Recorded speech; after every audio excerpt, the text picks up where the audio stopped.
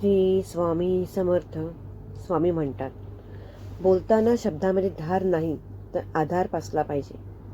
धारेचे शब्द मन कापतात आणि आधाराचे शब्द मन जिंकतात.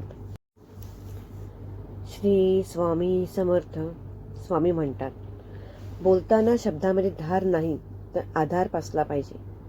धारेचे शब्द मन कापतात आणि आधाराचे शब्द मन जिंकतात. जी व्यक्ती आपल्यावर विश्वास ठेवते त्या व्यक्तीसाठी तरी मनापासून प्रामाणिक राहा. सर्व दरवाजे बंद झाले तरीही स्वामींच्या हृदयाचा दरवाजा कायम उघडा असतो. अपेक्षा स्वामीपासून ठेवा, इतर लोकांपासून नको. अडचणीत असाल स्वामी तारतील, एकटे असाल सांभाळतील, मार्ग सापडत नसेल तर दाखवतील, अश्रू थांबत नसतील तर पुजतील. फक्त स्वामींना आतुरतेने साथ घाला.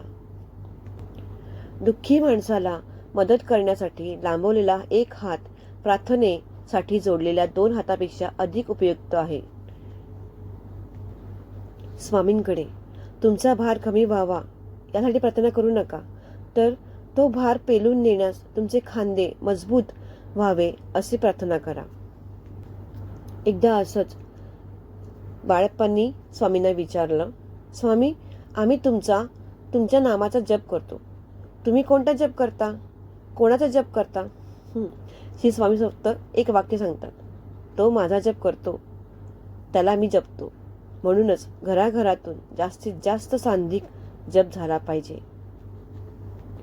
स्वामी म्हणतात, मनापासून हाक मार, मी येईन. संकटात असताना तुम्हाला मठात येणं, पोथी वाचन किंवा इतर धार्मिक विधी जमणार नाहीत, कारण तेव्हा तुमची मनस्थिती अशी तशी नसते.